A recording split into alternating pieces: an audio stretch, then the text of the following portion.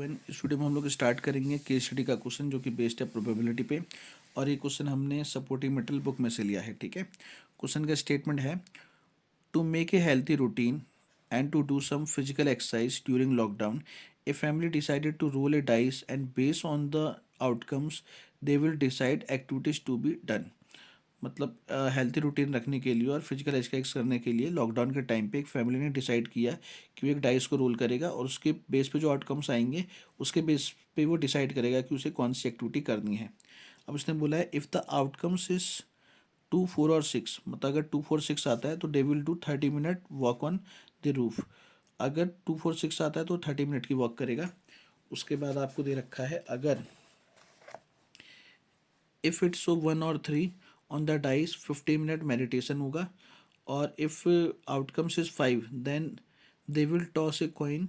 If it's so head the family will do 5 minutes rope skipping.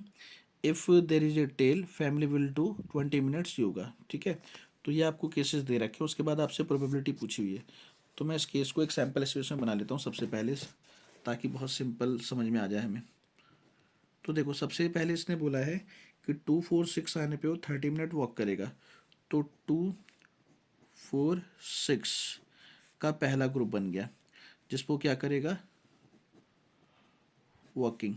ठीक है, उसके बाद इसने बोला है 1 और 3 पे वो 15 मिनट मेडिटेशन करेगा। तो 1 और 3 का दूसरा ग्रुप बन गया हमारा, वो बन गया मेडिटेशन। ठीक है, उसके बाद 5 आने के बाद उसके पास ऑप्शन दोबारा है, क्योंकि 5 के बाद वो कॉइन उछालता है, हेड और टेल। तो 5 के साथ अगर हेड आता है तो अलग केस, 5 के साथ अगर टेल आता है तो अलग केस। हेड आने पे उसने बोला है कि वो रोप स्कीपिंग करेगा, रोप स्कीपिंग। और टेल आने पे वो योगा करेगा। तो ये आपका सैम्पल स्पेस बन गया। ठीक है, तो सबसे पहला पार्ट है इसका कि how many element are there in the sample space. Sample space में कितने एलिमेंट्स हैं, तो देखो 1, 2, 3, 4, 5, 6, 7। तो नंबर ऑफ सैम्पल स्पेस कितना है, 7। तो फर्स्ट पार्ट का आंसर हो गया 7। सेकेंड पार्ट में इसने बोला है what is the probability of doing walking. तो प्रोबेबिलिटी ऑफ वॉकिंग, वॉकिंग की प्रोबेबिलिटी कितनी है, वॉकिंग 3 केस में 1, 2, 3, तो 3/7। ठीक है, थर्ड पार्ट है what is the probability of doing rope skipping. तो प्रोबेबिलिटी ऑफ रोप स्कीपिंग। ठीक है, रोप स्पीकिंग वाला ये रहा, तो एक ही बार है, तो आएगा 1/7। फोर्थ है what is the probability of doing yoga और मेडिटेशन। देखो और आ गया, तो प्रोबेबिलिटी ऑफ योगा, योगा और मेडिटेशन। तो भाई योगा वाले कौन से हैं, योगा वाले हैं 1, मेडिटेशन वाले हैं 2। तो 1, 2, 3 मिला के हो गए 3, तो आ गया 3/7।